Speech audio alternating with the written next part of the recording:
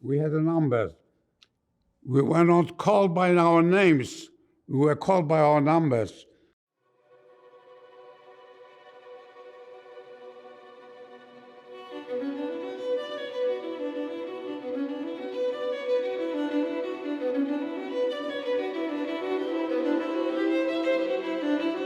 It had been so threatening that I couldn't even put it in the sequence for myself. And the idea of being hunted still lives very much in me. If I get stopped by a cop, I start to cry.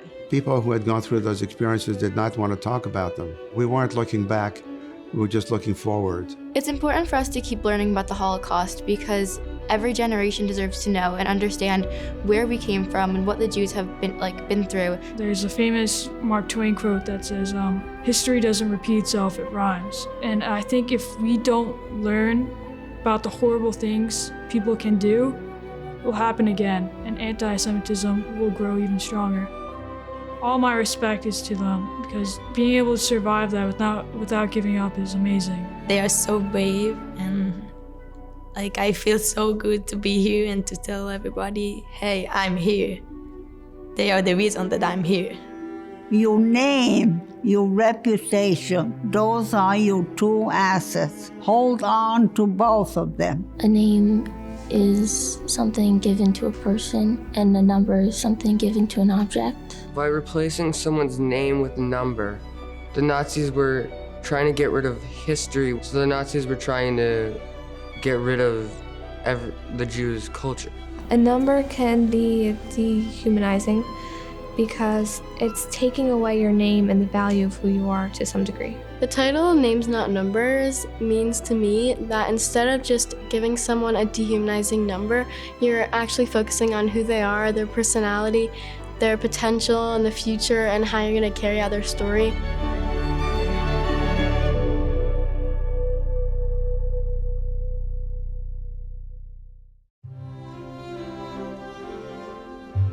I feel that anybody who's Jewish definitely has some sort of connection to the Holocaust. My great-grandmother was a Holocaust survivor. My great-grandmother was in the Holocaust. I heard my great-grandmother's story. I heard about some of my mom's family members, what they went through. I know a little of the story, but it wasn't very detailed. A lot of it was unknown. My great-grandparents never really liked to talk about their Holocaust stories. Unfortunately, my great-grandparents died before I could talk to them.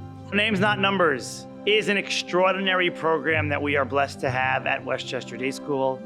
The opportunity that you are giving survivors to tell their story is priceless. What you're doing with Names Not Numbers is you are contributing to history.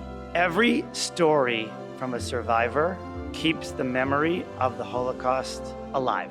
I heard about Names Not Numbers from my sister. She participated in this program when she was in 8th grade. I heard about it from both of my brothers that did it 2 years before. My uncle is involved with Names Not Numbers, so I had that connection. I heard that Names Not Numbers sticks with you for the rest of your life, and it's one of the key parts of 8th grade. I found out about Names Not Numbers several years ago when my brother was approaching 8th grade, and then ever since then I was counting down till I got the opportunity. We get to interview Holocaust survivors. And then record it and make a documentary. 75 years later, you are going to be part of that history by enabling survivors to tell their stories, by documenting their stories, by creating a film for others to see. I feel that the opportunity to talk to them is essential for the future. You can't really have a better source of information than that. In the future, people wouldn't have felt it. They may have heard about it, but no one can feel what had happened aside from them. You are Zachor Yomot Olam, remembering the days of old by making your documentary. That's the Zachor part. But how are you doing this? Sha'al Avicha. You are asking the questions. So the survivors will tell you their story. You are the witnesses to the witnesses. In the opening session with Tova Rosenberg, we watched a short film that other students had done about Names Not Numbers to show us what we're going to be doing. The story of Dr. Moshe Avital was sad and it was very moving. I did not think I'd have the skill to make a movie similar to that one. I felt like it gave me a little bit more confidence about what we were going into because I had like an idea. Everyone has the obligation to preserve and teach other people what really happened and to stop the denial that eventually could lead to something similar to this. My great-grandfather was a survivor. I wouldn't be here if it wasn't for his bravery and hope.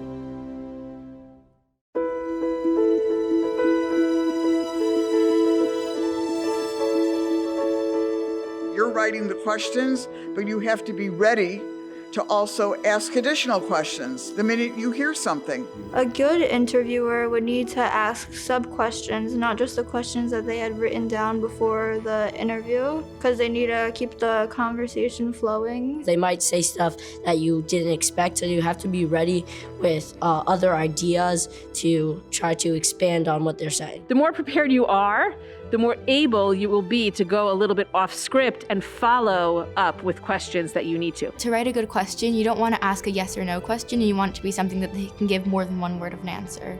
Ask questions in which you can learn more about what you're trying to find out. We need to do research on this survivor's experience as well. You know the survivor's story. The film doesn't know anything. You have to craft the questions in such a way, not did you go to school? Because the answer is going to be yes or no. The cameras were really fun to work on. I really like being able to take a picture that's not just on my iPhone. The filming class was fun because I got to work with new equipment and see how to use it all. Using the camera equipment at first was very confusing. As I did it more, I got used to it and it was becoming pretty easy. I enjoyed working with the cameras, but I was scared of breaking the cameras. The cameras, I actually really like photography, so I was very excited to learn about the cameras. You guys are going to film each other. You're going to film the person who's on the camera. You're going to film the person on the audio, and you're going to try to do all those different types of shots. We learned about many different kinds of shot sizes in the camera workshop to get different types of angles of the survivor. Can any of you guys name some shot sizes? Wide shot, also a close-up shot, and a medium shot. Where do we put them in the shot? The person who is being interviewed is on one side of the camera. Either left or right, depending on where they're looking in the screen. Let's do this guy. We wouldn't put him here. We do it like this. All right?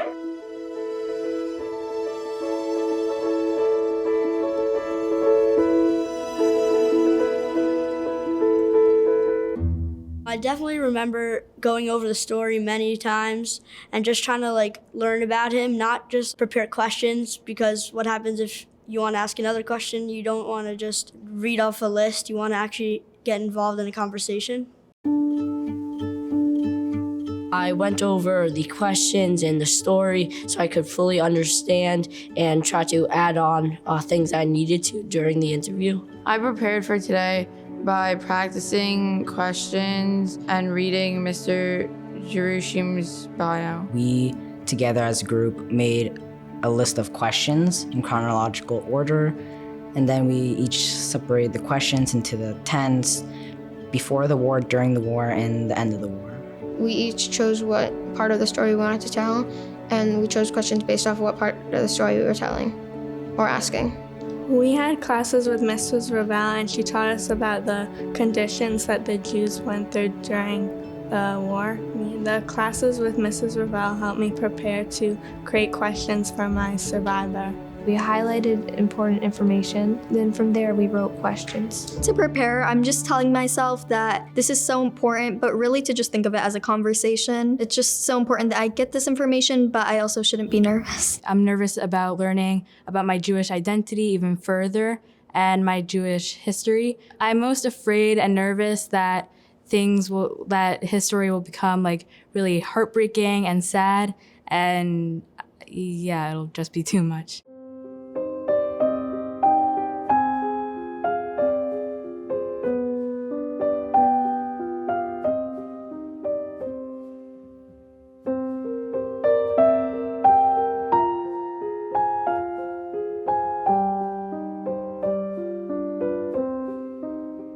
I'm feeling excited and a little nervous. I'm afraid of getting emotional. I am feeling so nervous and I'm so happy. that she shared with us the story. I'm feeling nervous, but at the same time, excited and ready to hear the story. I'm also kind of excited to learn about his story. I am looking forward to having the opportunity to do it. Because it's once in a lifetime opportunity. Right now, we have history walking through the door, our ancestors walking through the door. Well, reading about it in a history book, you're not really in the moment, you know? Unlike with the survivor, you can see their emotions, you can look at their eyes. When you're in the room interviewing them, you can feel and see the emotion. And I think it's really a lot more like moving to see her emotions when she tells a story. If there's a question in the book, you can't just ask the book what happened at this moment. You could definitely get involved and have a conversation with them. I'm interviewing Mrs. Trudy Album. Today I'm going to be interviewing Samuel Braden. I will be interviewing Agnes Vertis. I'm interviewing Julia Shore. Today I am interviewing Michelle Jerushim. Michelle Jerushim, names not numbers. All right. Names not numbers, Julia Shore. Please begin by telling us your full name. Start with my name is.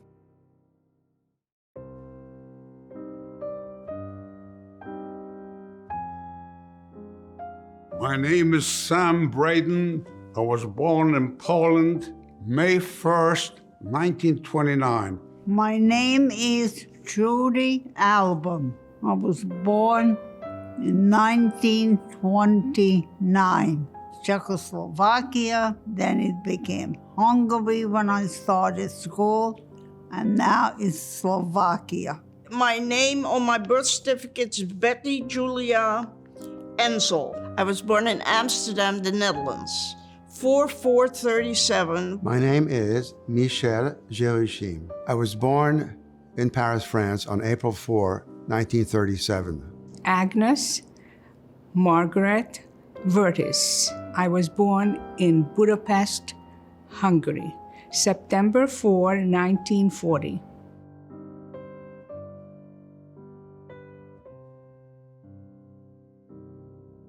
My father's name was Wolf Zeev. My mother's name was Ruchalaya. My father, besides being a landlord and having the building, he was in retail textile business. We had a store on Main Street in the town where I was born. We were 6 siblings. I was the youngest. My older sister was Hannah. My second sister was Chaya. My third sister was Yehudit. Then was a brother, Yehuda Leib.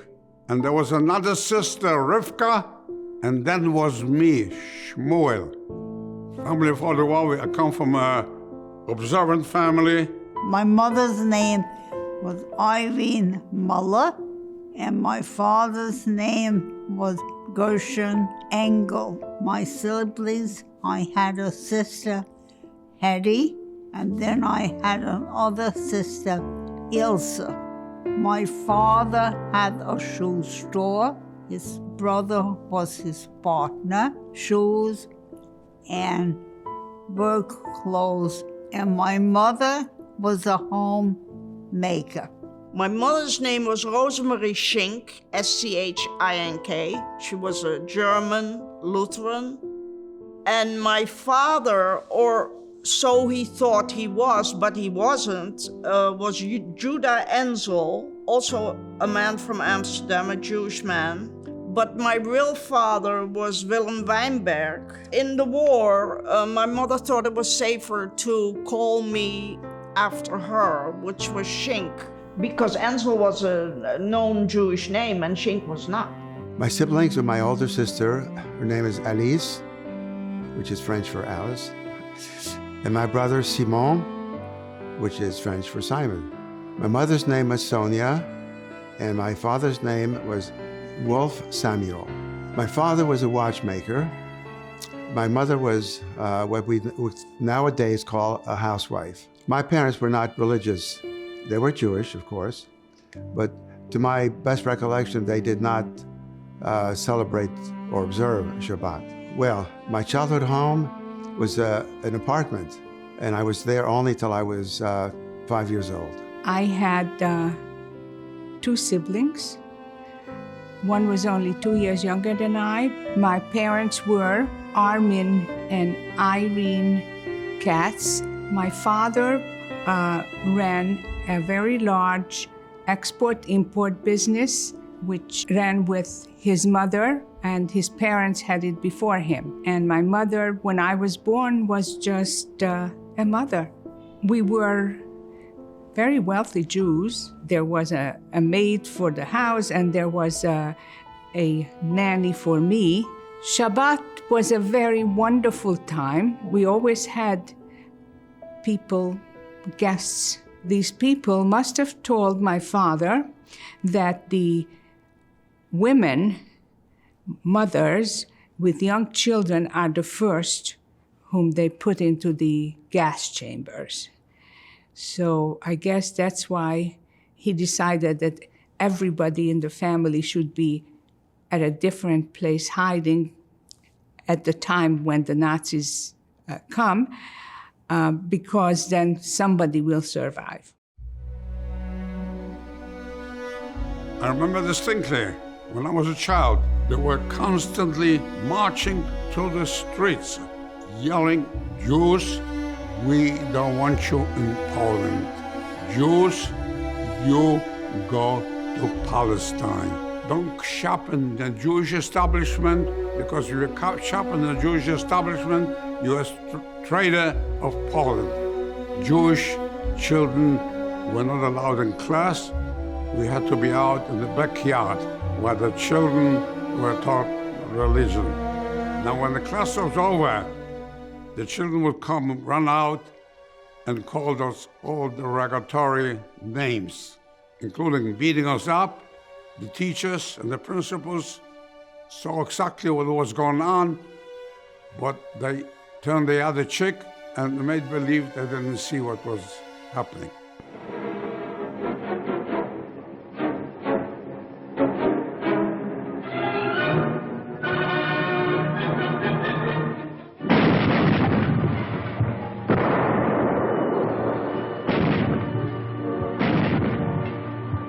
The war broke out on a Friday, September 1st, 1939. Saturday morning, I remember on the way to shul, the tanks were rumbling to our town already because we were on the border of Germany. And they would attack Jews, cut their beards, and beating them up while on the way to shul on Shabbat to shul. The business was being assigned to people who were supporting the Nazis. Anybody that wanted a Jewish business pointed it out what they want, and they were given it too. We were not allowed to gather in the synagogues. In order for us to do services, we had to do it in private homes. We organized groups so we can daven on Shabbat. When the Germans invaded France, that was the beginning of the end, so to speak, of normal life in France for many years. And then there was an exodus, not the same one as happened a few thousand years ago. Hundreds of thousands fled the big cities, including Paris.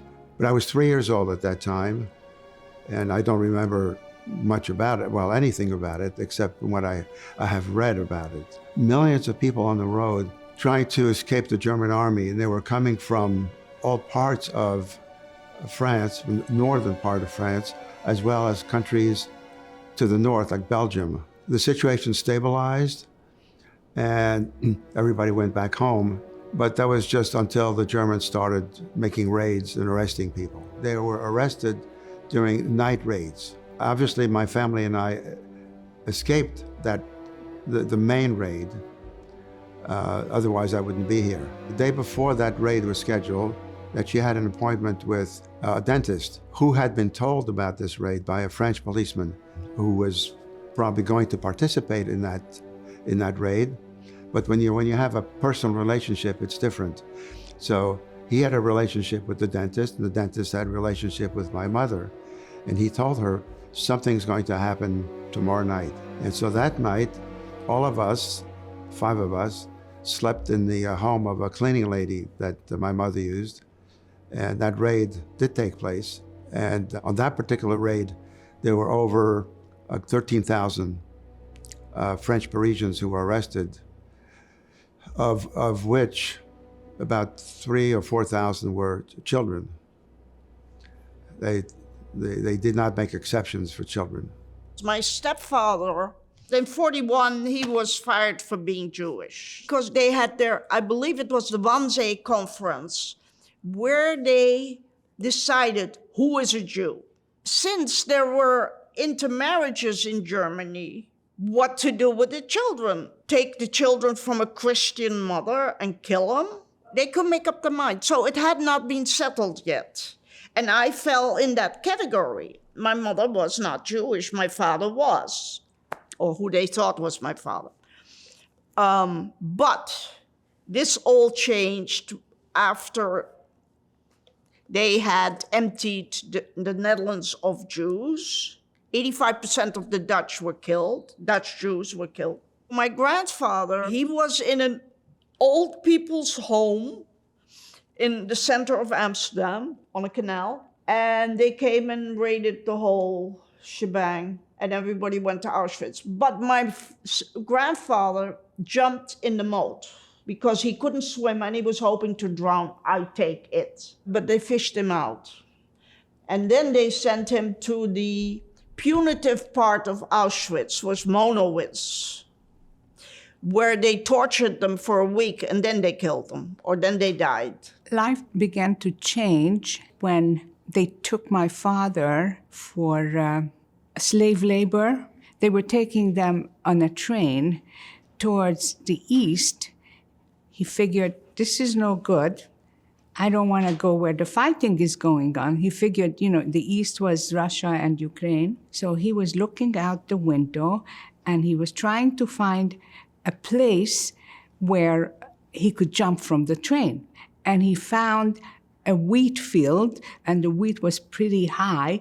And so he jumped from the train, and I don't know how, but somehow he made it home. They always came looking for him. Jews were not allowed to own businesses anymore.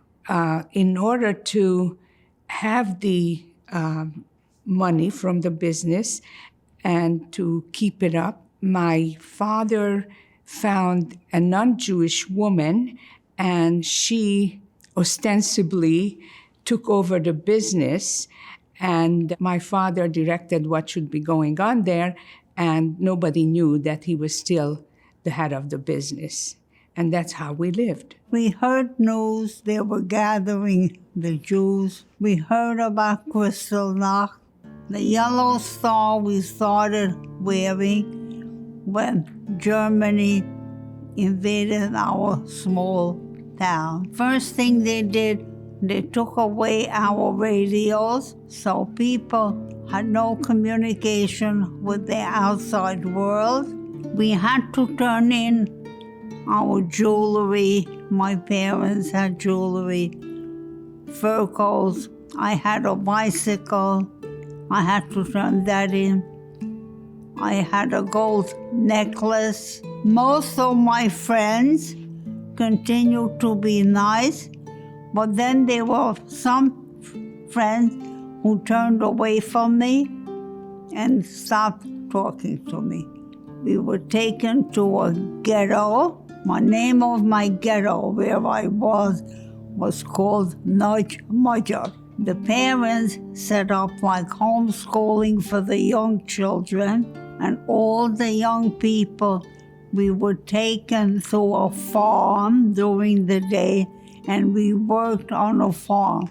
Teenagers being together, working on a farm, we would be singing, working, until we went home in the evening, and then we saw the worried faces of the elders, of our parents. We had to move into an open ghetto, and that wasn't good enough. They made us move into an enclosed ghetto. My siblings in the morning had to line up to go to work. We still had materials from our textile business that my father took out and we hid it in the basement.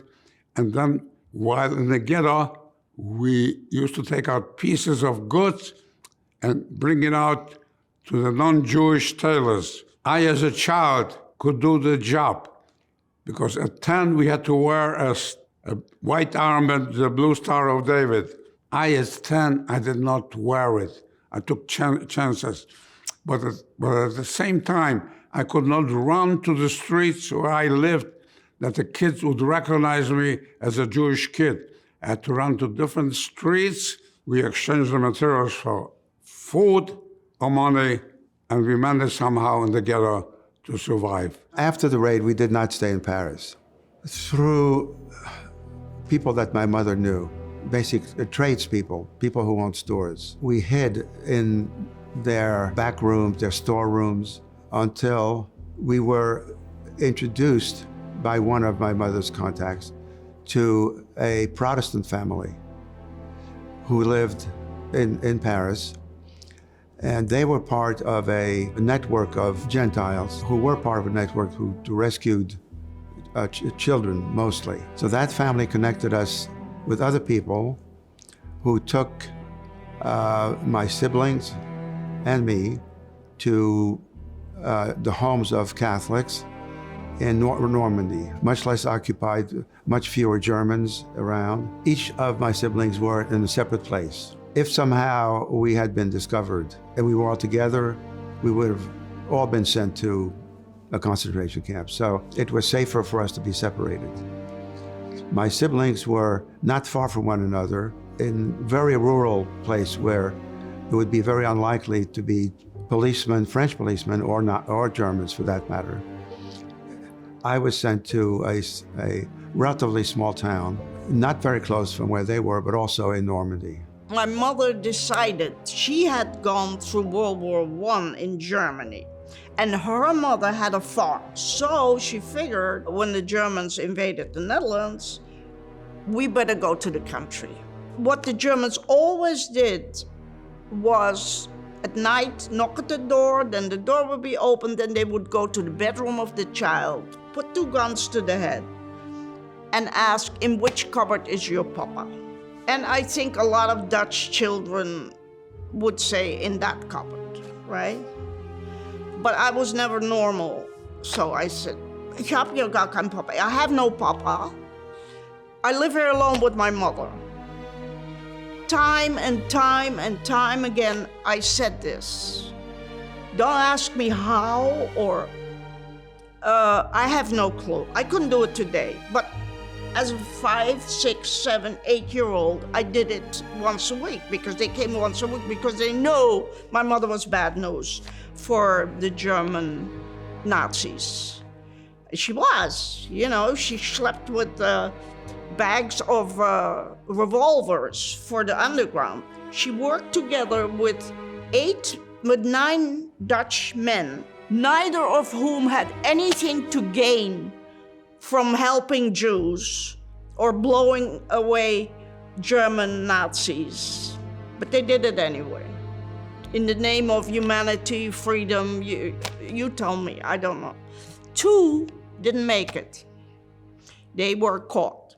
The Germans occupied Hungary overnight. My father decided that with the name of Katz, we are definitely Jews. He got us all new birth certificates. In Europe in those days, everybody had to show their birth certificate. Agnes Kovacs, religion, Protestant. My grandmother was taken to a camp, the Theresienstadt. My father, who was 44 years old, not quite, he was taken, drafted, what was a Jewish commando.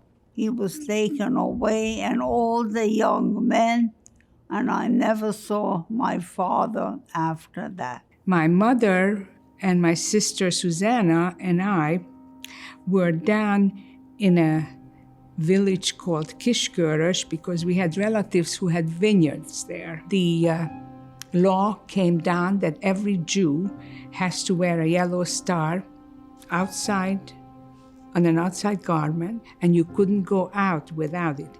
If you did, and somebody found out that you were a Jew, you could be taken to jail or just shot on the street. My father said to my mother, you know, this is a small village. Everybody knows who's a Jew. You better come back home to Budapest. We wanted to get on the train.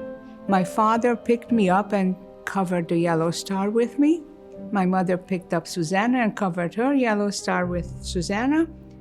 And we got on the train. There were Hungarian soldiers in the train, in that car where we were, and they went along with the crowd. They were gonna all throw us off the train. And to our luck, from another car, a bunch of soldiers came. I have no idea what nationality they were, and they were just astonished. What kind of people are you, they said. You're going to throw little kids off the train? The Hungarian army people, and they called them Jew lovers, and then, they started fighting. And what I remember is they were rolling on the floor of the cabin. While they were doing that, my dad said, okay, let's get out of here, because no matter who wins, the Jew loses. The train really slowed down before it got to Budapest, and my father jumped first. Mom threw me to him, he put me down. Mom threw Susanna to him, and then Mom jumped. We lived in a ghetto maybe a month. And then they decided the war was going bad for the Germans, that had to get rid of the Jews. They were taking us to a train station.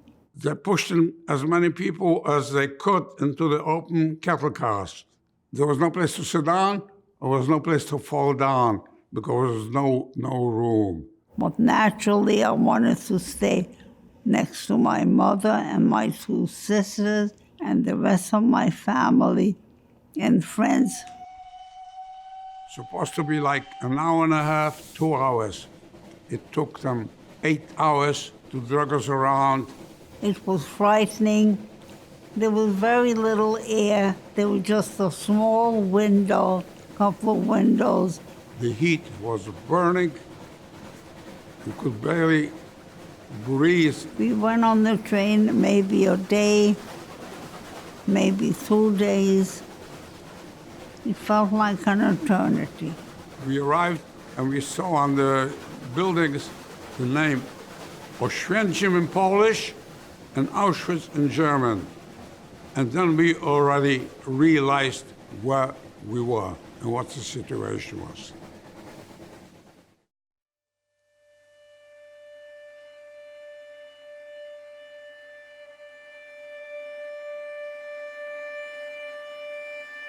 The first thing I saw was these huge chimneys, flames coming out of the chimney, a horrendous stench.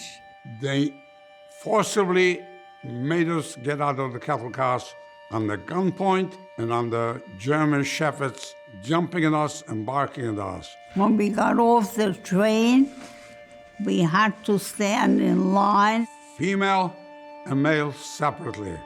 My mother was holding each sister on each arm. I said goodbye to my sisters on the right-hand side. Then we had to walk, and at the end of the walk, there was Dr. Mengele. We called him the angel of death. My sisters were on the right-hand side. My brother was on the left-hand side. And I knew in order for me to survive, I was 14 years old, I had to join my brother. My mother was only 39 years old, she's a beautiful woman. And he motioned them to one side and me to another side. They kept on pulling me out because they saw a child's face and they knew I didn't belong over there. But I kept on running back because the only way for me to survive, I had to be with my brother. They shaved our hair completely. We were taken into a room. There were spigots on the ceiling. and we never knew whether gas or water would come out of the spigot. This is how we were showered. They threw a garment at you.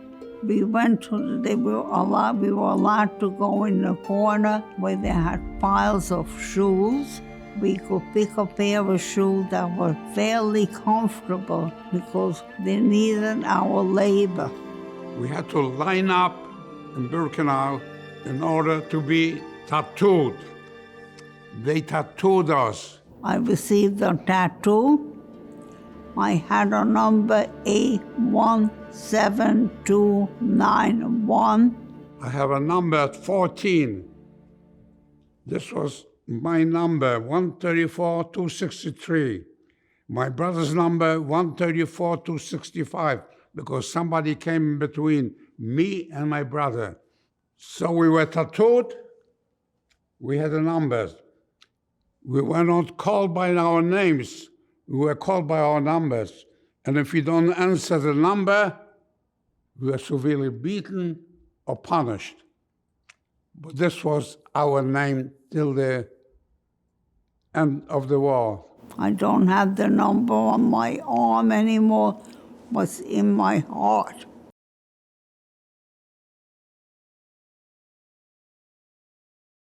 We did get home, and at that point, my father already had those birth certificates, the new ones.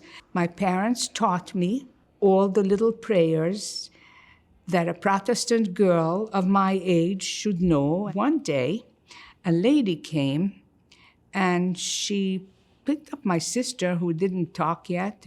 She wasn't yet 2 years old, and she just took her. A couple of weeks later, the same lady showed up. And the lady picked me up and carried me like this. And I could see back. And I saw my mother following us. And I saw that she was crying. And as the tram was going further and further away, my mother got smaller, smaller, and smaller until she disappeared. And then I started crying. I was out of my mind. I did not know where I was going. I didn't know what was going to happen. I remember a lot of people for one night, a week, the underground would move the Jews around, see? And they needed sometimes they were desperate for a place for these people to stay. And my mother was one of the addresses because the house was big. Sometimes people would come and sleep on the bare boards because they didn't have mattresses. We didn't have mattresses. We were glad you couldn't buy anything, okay? There was nothing. There were no stores, there was nothing. There was no food, the Germans took all the food. There was no telephone, no electricity. We had a bicycle that would feed, supposedly, electricity. And my stepfather would bicycle on that bicycle in the house. Sometimes there were 20 people, and they all had to eat, right? So my mother was the only one who was not Jewish and could go out with a bicycle and bicycle sometimes to the other side of the country. And she would practice in the backyard, and I can remember this, jumping off the bicycle and immediately bringing the Hitler salute. We were given the prisoner uniforms. They put us into a barrack. I was in C2, triple-decker bunk bed. You didn't have a mattress. You didn't have a pillow. You didn't have a cover. At night, we smelled the skin burning. But we didn't know what was going on. We did not know the cruelty of the Germans against the Jewish people, Jewish population. They woke us up every morning. It was still dark, and we had to stand there till they counted every person. If someone died during the night, we had to wait till they dragged that body out. I really tried very, very much to be near my friends from my hometown. A few of us managed to survive and staying together. Auschwitz and Birkenau only stayed maybe a week, maybe a few days. I was sent to Krakow. Some of my friends were sent to Bergen-Belsen, to Treblinka, to other camps. They did not survive. During the war, I was sitting with a family called Leclerc. That's Leclere. There's a family of three, Monsieur and Madame Leclerc, and their son Gaston. Gaston was quite a bit older than I, probably about 10 to 12 years older than me. And that's where I was during the war. I went to school, I went to church, because obviously they wanted to make me blend in, and there was no synagogue there anyway. So that's what I did till I was about 8 years old. I don't remember having any friends. The Leclercs would not have wanted me to have a friend because it might have led to questions about who I was and where did I come from. But there was no way to maintain a Jewish identity because Jews were hunted at that time. And who knows, if someone did know that I was Jewish, they could have gone to a police station and say, hey, there's a Jewish kid over there, and somebody would have come and picked me up and put me on a train like many other Jews. So it was not reasonable to think so. I stayed with the Leclercs from around July 1942 till July or August 1945. In Krakow, I developed a lot of boils on my body. I didn't want to go into the infirmary because sometimes if the Germans decided everyone from the infirmary to be taken straight to the gas chamber, even the person from my hometown who was a doctor, she worked there, Dr. Tauber, and this doctor risked her life. She smuggled out some gauze from the infirmary. If she found the clean leaf, and she would wipe off the pus coming out of my boils. There was an inmate. His name was Viktor Frankl. He was telling the people what will give you strength, emotional strength to survive. Visualize that one day you will go back home.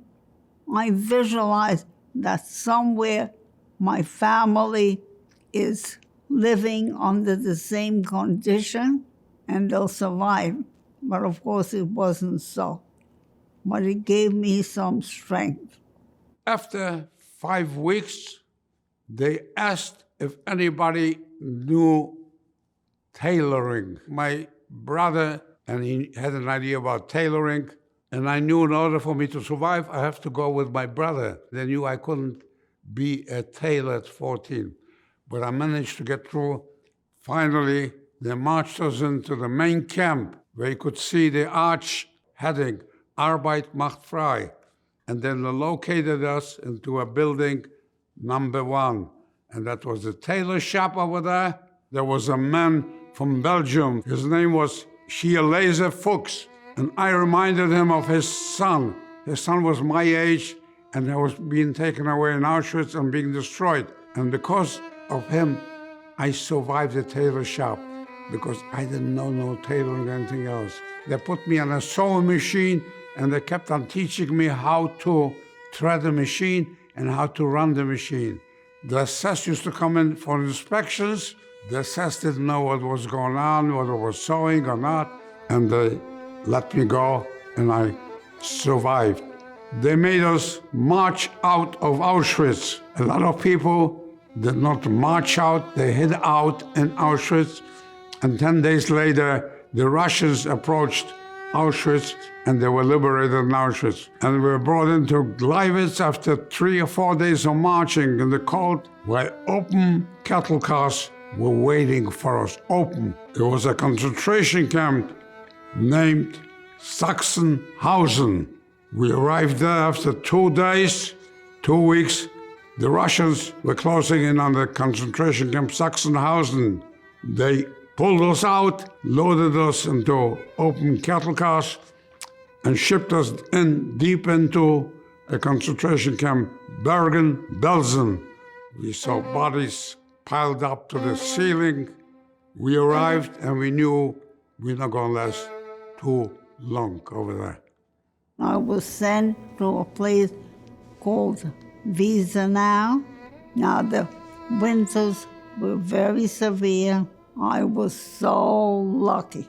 I received a dress that was a long flannel black dress with white stripe. And I also received some kind of a coat, a jacket or coat. And we were working indoors. There were rumors always going around in the camp. Hang on, hang in, hang in. The war will be over very soon. So one day we were traveling and the train stopped, the doors opened, and in the far end there was a truck parked there with a Red Cross sign, and they said, come out, we'll have some hot food for you, we have some clothing. So a lot of people got out of there. And when the field was covered with a lot of people, again they put on music, machine gun fire, and they were shooting.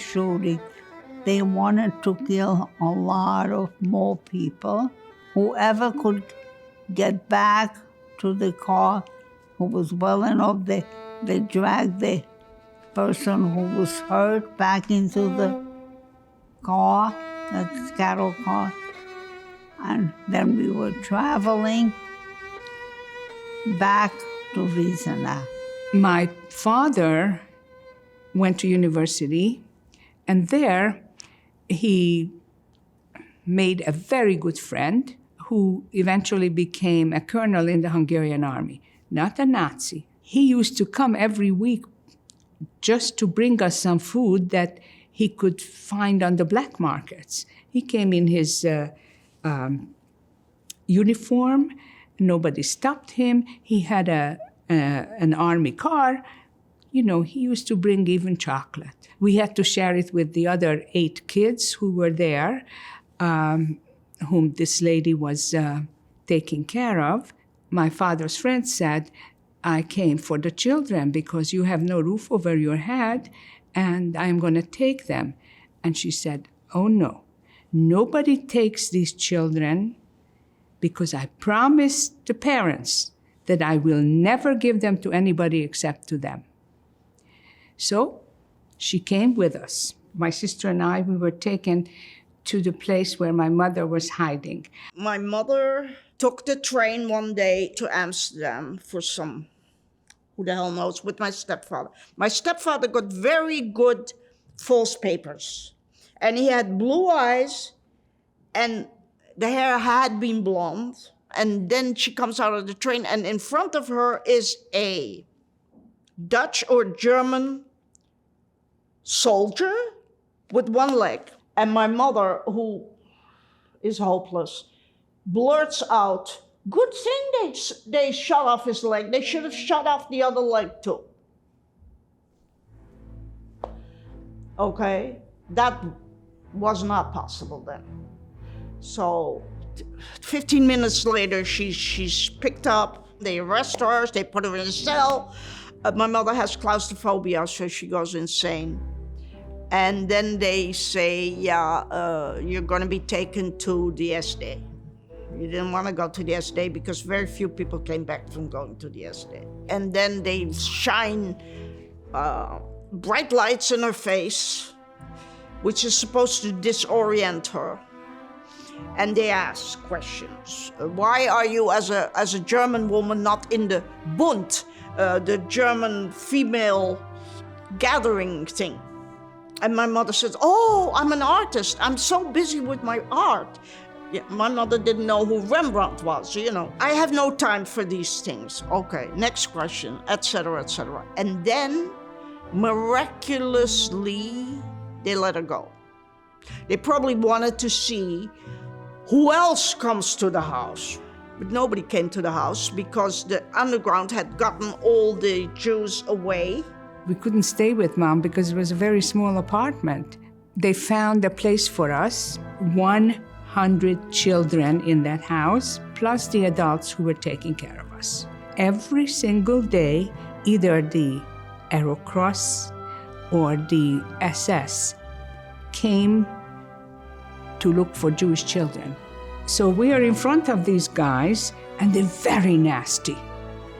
And they said, that's only 2 papers.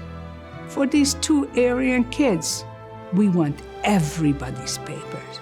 Now, you can imagine that those who understood what that meant, they must have been frightened out of their heads. And at that point, my little sister, who just learned to speak, she ran over to this nasty person, pulled on his pants, and said to her, "Hey, Mr. Soldier, can I try on your cap?" And he melted. He picked her up and threw her up in the air and said to his partner, "Can anyone but an Aryan child be as cute as this one?" She was 100% Jewish, but they thought we were Aryans, and these people left. And that's the story I like to tell, because this is how my little sister at the age of 2 had saved 100 Jewish children.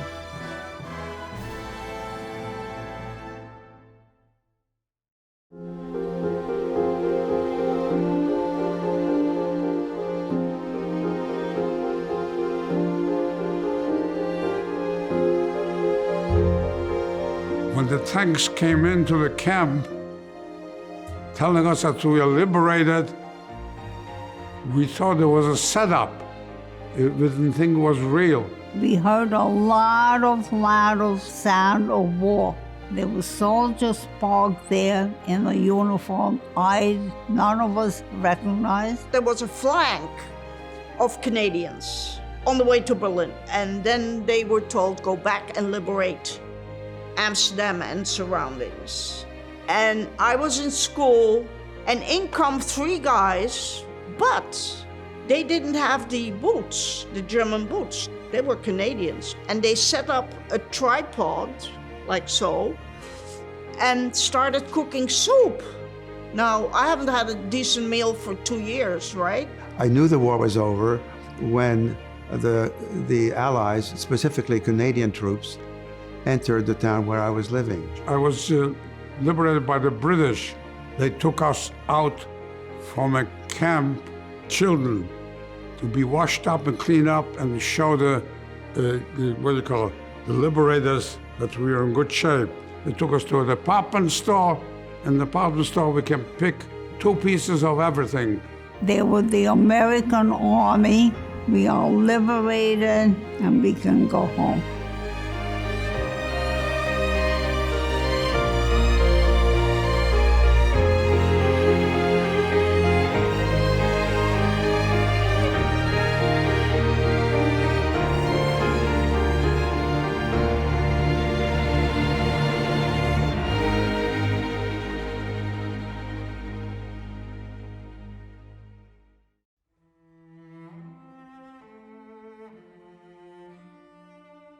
When we got home, our home was totally, it wasn't bombed or destroyed, but these people didn't know that there was a toilet, okay? The whole house was in such shape that you wouldn't believe. So we went to Grandma's house, which was a much bigger house. We lived there with my aunt, my father's younger sister, and her son. My mother had always played the good German. And after the liberation, everybody got arrested who was German, and she was still German. And then she kicked the person who came to arrest her and said, go ask the mayor of the village who I am. So he went to see the mayor or somebody, and then he came back and he saluted her and he said he was very sorry for having run her in. Because, you know, when all was said and done, we had 16 people in the attic, but the woman gave shelter to maybe 50, 60 people. You know, she really did her humanitarian, duty in World War II. When the war ended, my uncles attempted to find out what happened to my parents. My mother had a younger brother who also lived in Paris, but survived the war, not in Paris, in the countryside. He applied to the French government to find out what happened to his sister and his brother-in-law, my father. When my parents were arrested trying to cross to the unoccupied zone of France, and they were, I call it, interviewed by the French police, the name, address, and so on. My parents had been arrested, sent to Auschwitz. We had an extended family in Poland. None of them survived. The Leclercs, from what I understand, yes, they did plan to adopt me. It didn't happen because I was, if you will, rescued by, the uncle that I just mentioned that had also lived in Paris who had survived. He came and reclaimed me. Well, when my uncle came to the Leclerc's house to take me away from them, he took me to a small town, like a resort town, where my siblings had already been there, so to reunite us there. So I hadn't seen my siblings in 3 years. And my brother tells me that I addressed him as Monsieur Simon, this is Mr. Simon, because I'd forgotten who they were. I left my brother, he was 7 years older, behind, and I went with the children. 2 days later, when I came back and I looked for my brother, he was gone. He died, he didn't make it. So here I'm left without a brother and without a sibling. I was the only one that survived at the age of 16. I registered in Sweden to go into a vocational high school. 1945 till 1949, I went back to school, to a vocational school, to become a machinist. The real Red Cross stepped in. Also, the Jewish organization HIAS. They gave us Europass. They gave us clothing. They gave us food. Having a large house where I grew up, we all gathered there, whoever came home. And every day I would go down to the train station. I knew my mother and my sisters were gassed, so they'll never come back. But I didn't know what happened to my father. I went down to the train station every day and called out my father's name. And someone said to me, "I remember you, Father." I was with him in a camp. We were marching out of the camp. Your father collapsed and he was shot. And he said, sorry,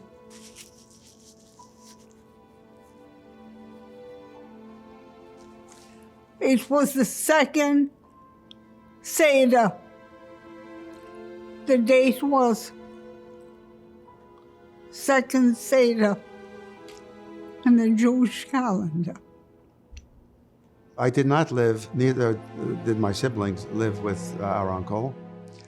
He had a small apartment, and we would have to be stacked up vertically in order to live with him. There was no space. What happened then is that my siblings and I were sent to an orphanage. In French, it's called a maison d'enfants, a children's home. Not the same exactly as an orphanage, but the people who organized this orphanage, I'll keep using that term, were themselves survivors.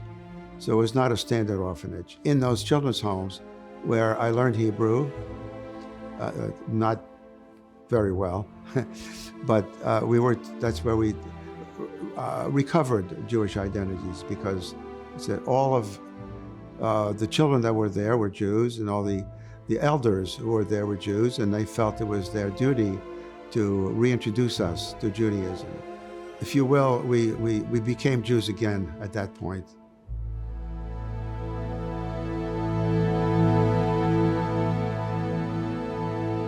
You've had training in how to interview, how to work that camera, and one of the trainings, so to speak, is to deal with an issue that probably you've thought of, or maybe you've tried not to think of, which is the issue of having faith in God after the Holocaust. In today's session, he talked about the different ways to deal with tragedies. There is a broader concept of faith after tragedy, right? It doesn't have to be the Holocaust. It could be some personal tragedy in someone's lives. So there are 4 ways, at least 4 ways, to respond to tragedy. You can either be silent, you can question why this happened to you, you can challenge it, or you can just have hope that things will get better in the future. How do we respond? So Rav Soloveitchik says, you fight against the suffering by winning the war, by healing the illness, by fighting poverty, or by capturing criminals. In this approach, one becomes convinced that suffering cannot be abolished. So he asks, what can be done about it? Which, of course, is what the survivors are doing here with Names Not Numbers. That's the opposite of silence. And again, they may challenge God also, but what they're doing is they're responding. I can't change what happened, but I can possibly prevent it from happening again.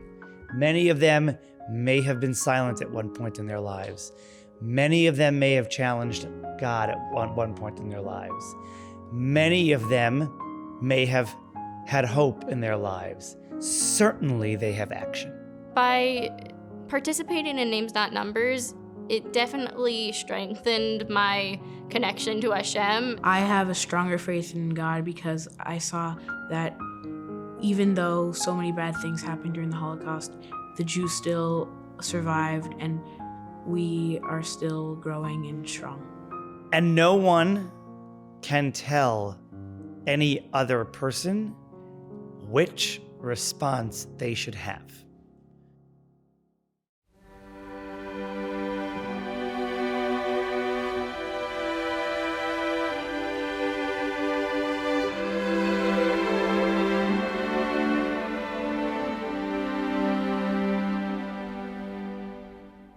Going back and forth to Bratislava, I ran into my mother's younger brother who survived Mauthausen. You can imagine the joy.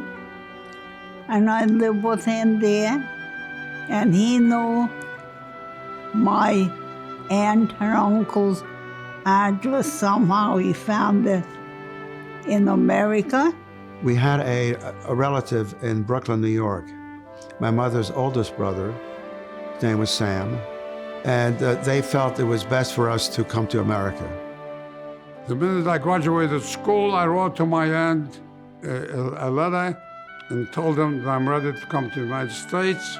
When they were closing the borders again, I was scared, and I sent for my parents and brought them to Vienna. I boarded a luxury ship from Sweden to bring me to the United States of America within 2 weeks. And so in October 49, we boarded a ship. It had been a Polish passenger liner called the SS Sobieski. During the war, it had been converted to a troop ship. They sent me papers, and I came to New York in the spring of 1946. We left from Schwehat Airport in Vienna with the TWA. We arrived in New Jersey at some Army airport or Air Force airport, I don't know. When the ship arrived at the pier, people dragging suitcases, going down the gangplank. We walked down there, and my uncle and his wife were waiting for us there, and also some of their children. And they took me for a walk on Westchester Avenue. I saw the display of the foods and the fruits in the street, and I pinched myself. I thought I was dreaming. And then they took us to their car. They had a car. And so at the time, you know, in France, very few people had cars. Very wealthy people did. So I thought to myself, these people must be rich. But of course, everybody had a car in America.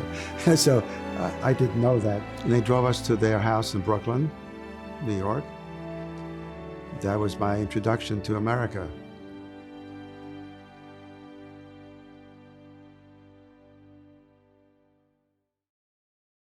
You are the one who's going to give my message to future generations. I trust you, and I am very grateful to all of you because you are going to be my emissaries, so to speak. You are going to be the one who is going to create a better world. She said that you need to continue us. That's what I think. We need to continue her, and that's true. We all need to tell her story. We all need to say, hey, I'm here. I'm a Jew and I'm here. Be very proud of who you are. Respect everyone else. We should treat each other in this world as more as like partners, comrades, equals. You have to treat people with respect, and you have to know people, and you can't just know them based off stereotypes of them. I feel like people think it's hard, as long as it's not an immediate threat for them, they feel like they don't have to help people or it doesn't concern them. But I feel like everybody just has to learn to help each other. If everybody just thought how they would be feeling in that situation, then I feel like it'd be a lot easier. Our young people should be informed and should actually know what transpired, what happened. It's not forgotten. It's not over yet. They still have anti-Semitism all over the world. If someone's in trouble, I believe that we should stand up for them if we are able to. If people are silent when other people are suffering, then no changes will be made and everything will just continue. We should speak out against discrimination. Don't remain passive. I think that's the only advice I can think of right now. You should stick up for other people. If people are bystanders, nothing changes in the world. God doesn't babysit anybody. So be good to the people on the earth. Just be good where you can be good. There are always opportunities. Hate is definitely not the answer, and we need to be accepting and really just hear other people's opinions. And nobody is very different. The good news is we're all very much alike.